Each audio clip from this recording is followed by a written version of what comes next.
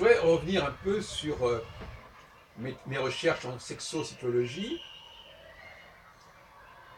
qui sont des recherches, c'est-à-dire qu'il y a des choses qui sont à peu près établies et d'autres choses qui sont encore à creuser et approfondir, avec éventuellement des tâtonnements et des dérives, en tout cas des choses à corriger. La conjonction, par exemple, le temps de la conjonction est un temps, d'autant plus que si vous voulez, le problème c'est que quand on fait des recherches de ce genre, on est forcément influencé par ce qu'on voit autour de soi, et ça peut fausser la réflexion théorique. Comme ça peut l'inspirer, mais ça peut aussi la fausser. Et donc c'est pas si simple. Là, parce que beaucoup de gens utilisent l'astrologie pour que ça corresponde pour que ça rende compte de leur vécu à eux, de leur expérience à eux, et ça c'est pas non plus gagné comme attitude. Hein. C'est pas une attitude extrêmement heureuse, quoique. Bon. Et donc, la conjonction, c'est un moment où il y a un phénomène d'embrigadement, d'une certaine manière. C'est-à-dire que les femmes viennent se ressourcer auprès des hommes, auprès de certains hommes. On n'insistera jamais suffisamment sur le fait que la femme a une conscience collective et non pas une conscience individuelle. C'est-à-dire qu'elle, même si vous avez en face de vous une femme toute seule, elle pense en collectif. Elle pense ceci parce que d'autres personnes l'ont pensé. Et ça, évidemment, un problème, parce que ça veut dire qu'elle est toujours un petit peu en retard, puisqu'il faut déjà qu'il y ait d'autres personnes qui aient pensé. Donc elle ne peut pas être la première à penser, elle ne peut pas être toute seule à penser. Elle est déjà en train de penser avec d'autres, d'adopter le discours des autres, de pratiquer les pratiques des autres, et dont elle fait partie, du groupe dont elle fait. Donc elle a en réalité, contrairement à ce qu'elle peut dire, elle a un processus d'appartenance extrêmement fort. Pas appartenance au fait d'être femme, mais appartenance à une certaine école, école psychologique, psychanalytique, philosophique, etc. Enfin, peu importe. Un courant, un parti, une faction, etc. Donc elle n'est pas seule. Elle n'est pas seule. En revanche, l'homme, lui, il peut être seul. Il peut être seul de son avis. D'ailleurs, souvent, elle demande à un homme, mais il y a beaucoup de gens qui pensent comme vous, comme si c'était un critère. Le fait que plusieurs personnes pensent de la même manière, est-ce que c'est un critère? Est-ce que c'est une référence? Pour les femmes, non. Pour les hommes, pourquoi pas? Effectivement, le fait déjà d'arriver à se démarquer d'un discours général est souvent considéré comme un point positif. Pour les femmes, c'est plutôt considéré comme un problématique, comme aventureux, comme personne, idiosyncratique, etc. Donc comment voulez-vous que des femmes, avec cette mentalité-là, puissent véritablement innover dans quoi que ce soit? Elles peuvent innover en se mettant au service d'un collectif. C'est-à-dire qu'elles ne vont pas innover en tant qu'individu, elles vont faire partie d'un processus d'innovation, ce qui est totalement différent. Ce qui est totalement différent. Qu'elles puissent faire partie d'un processus d'innovation, bien entendu. Mais qu'elles, en tant qu'individu, puissent incarner cette innovation et la propulser et la provoquer, non. Et là, il y a un problème de langage, encore une fois. On est constamment dans les interstices du langage. Tout le monde profite du fait que le langage ne soit pas d'une précision absolue, que le langage soit toujours contextuel, qui parle, quand il est toujours relatif, c'est des pronoms relatifs, c'est des pronoms personnels. Qu'est-ce que je veux dire le mot pronom? Ça veut dire qu'on emploie une expression à la place du nom véritable. On va dire il au lieu de Jaco, ou Pierrot, ou Jeannot. Bon. Alors donc ce il, qui sait, on peut dire aussi que c'est n'importe qui. Donc le langage favorise toutes les dérives, tous les glissements qu'on peut imaginer.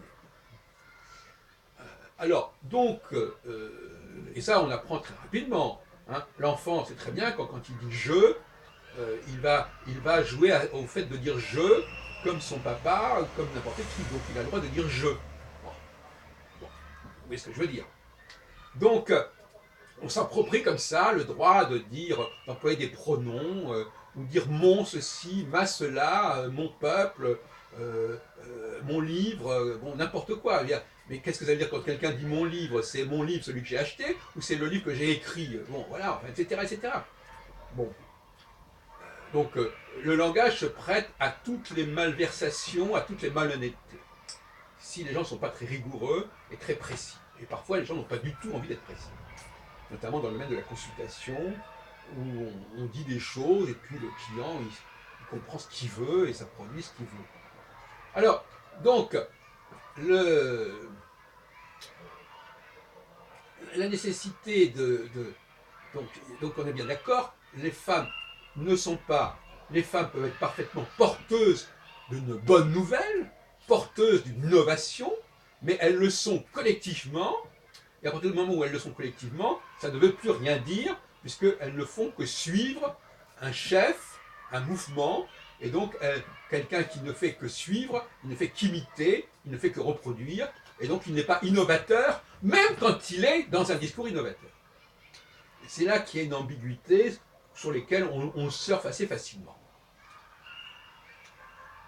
Donc revenons à notre affaire sur la conjonction. C'est un temps de renouvellement, ce qui veut dire que les femmes vont se ressourcer, j'ai dit les femmes, éventuellement auprès d'un homme. C'est le rapport entre le singulier et le pluriel. On trouve d'ailleurs entre Dieu et le peuple, par exemple. Bon.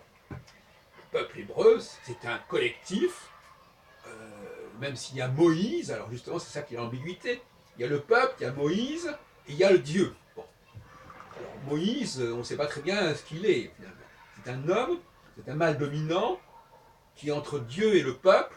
En réalité, quelque part, c'est aussi un Dieu, quelque part, enfin, d'une certaine façon. C'est à la fois lui qui donne les 10 commandements, bon, il est allé les chercher, bon, très bien. C'est aussi la monarchie de droit divin. C'est aussi le fait de... dans le judaïsme, le rôle de le chef est extrêmement ambivalent. Dans le christianisme, c'est différent, parce que dans le christianisme, il y a cette idée d'un Christ qui serait à la fois Dieu et homme. Donc c'est plus clair. L'homme n'est pas privé de sa divinité, alors que dans le judaïsme, il en est privé. Ça, c'est très grave. Mais il est privé. C'est pas dans le judaïsme qu'il en est privé. C'est dans un certain judaïsme déviant, post-10 commandements, plus tardif, qui effectivement va faire passer des valeurs féminines à la place des valeurs masculines. J'en ai parlé dans une théorie des airs récemment. Il y a une alternance tous les 2000 ans à peu près d'une ère masculine, une ère féminine, une ère patriarcale, une ère patriarcale. Et là, on reviendrait à une nouvelle ère patriarcale dans le prochain millénaire. Donc, la conjonction, qui se produit tous les 7 ans, mais on peut aussi penser à des phénomènes conjonctionnels analogiquement qui se produiraient tous les 2000 ans, sur un autre plan, bien entendu. La conjonction, qu'on peut aussi étudier le phénomène non seulement sur un cycle de 2000 ans, mais aussi sur un cycle de 7 ans, et aussi sur une semaine. On peut jouer sur toutes sortes de niveaux de temps, de temporalité. Donc la conjonction favorise le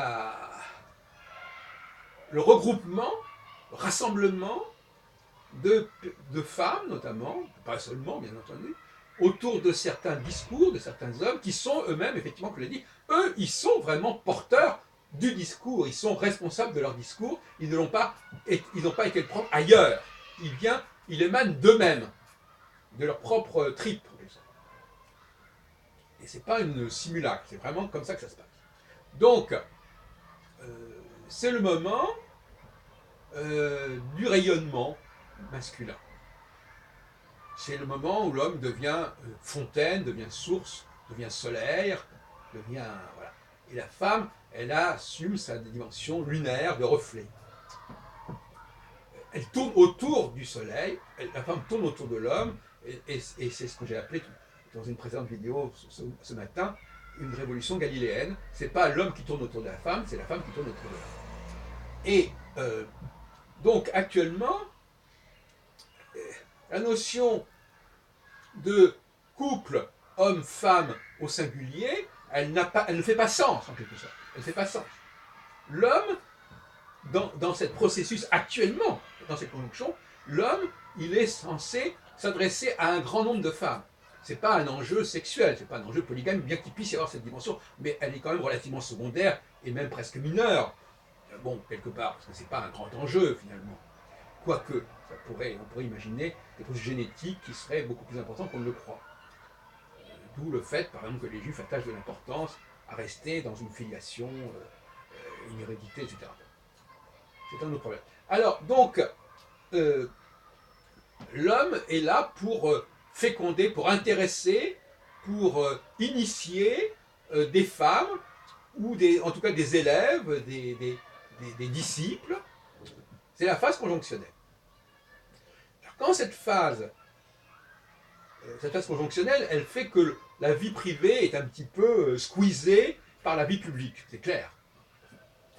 Les enjeux privés, de bonheur privé, sont secondaires et il n'est pas souhaitable de s'engager dans une relation privée en phase conjonctionnelle. Je ne dis pas qu'on ne le fait pas, mais ça n'est pas souhaitable et ça ne donne pas grand-chose. Quoique, on peut imaginer que la personne arrive à ménager différents plans de son fonctionnement, mais néanmoins, il y aura une sorte de...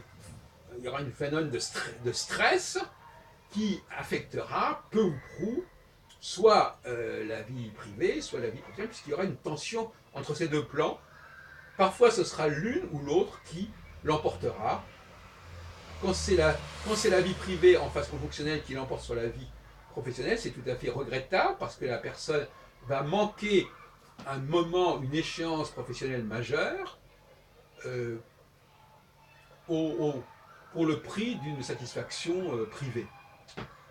En revanche, sacrifier sa vie privée en période conjonctionnelle, c'est moins grave.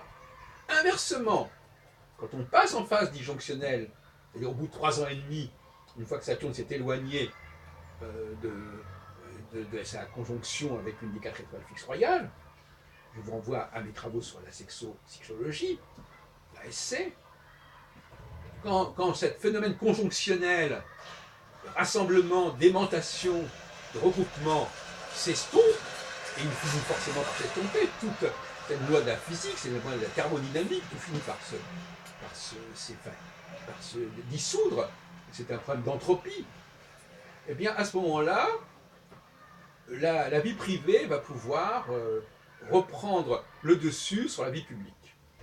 Et à ce moment-là, on n'est plus dans une phase de mâle dominant éclairant des milliers de femmes, on est là où chaque homme vit une relation relativement unitaire avec une femme.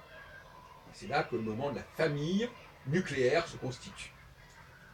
Donc c'est un autre moment, c'est un autre temps. C'est ce qu'on appellerait dans le langage judaïque le Shabbat. C'est-à-dire que c'est le moment où les choses ne sont plus véritablement... C'est plus l'enjeu de la découverte, c'est plus l'enjeu de la diffusion. Ça s'est fait, les choses se sont remises en place, le renouvellement a eu lieu, et à partir de ce moment-là, on va pouvoir se reposer, comme on dirait, n'est-ce pas, que Dieu se repose, sauf que moi je dis que ce n'est pas au 7e jour, mais que c'est au bout du 3 jours et demi, c'est-à-dire au 4e jour. Ça, on en a déjà parlé, on ne va pas revenir là-dessus. Mais je veux dire que cet esprit de la disjonction correspond exactement à cette espèce de volonté de se... Souvent les les juifs ou même disent, voilà, je vais me déconnecter, si vous voulez, je vais sortir un petit peu des contraintes de la vie réelle, de la vie publique, etc., pour me replonger quelque part dans une vie sociale, familiale, dans une vie... voilà, c'est cela, c'est le temps de la vie familiale, c'est d'ailleurs le moment où on conseille, le Shabbat en tout cas, c'est le moment où on conseille de faire des enfants, d'enclencher des enfants, l'activité sexuelle au moment du Shabbat est recommandée, parce que justement c'est le moment où l'homme va vers la femme, ou la femme va vers l'homme, et à ce moment-là c'est le moment de l'élection, c'est-à-dire qu'un homme va avec une femme, il se marie, et ils ont des enfants.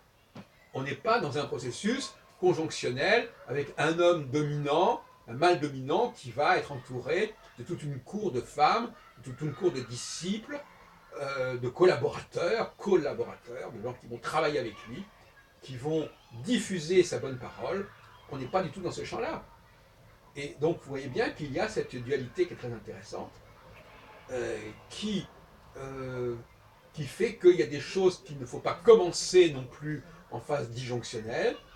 En phase disjonctionnelle, c'est le temps de la cellule familiale, du un pour un homme pour une femme. Et tout d'un coup, quand on arrive en phase conjonctionnelle, cette cellule familiale risque d'éclater parce qu'à ce moment-là, on n'est plus dans un schéma un homme pour une femme, mais un homme pour 10 femmes, pour 100 femmes, pour 1000 femmes. Donc c'est plus du tout le même schéma.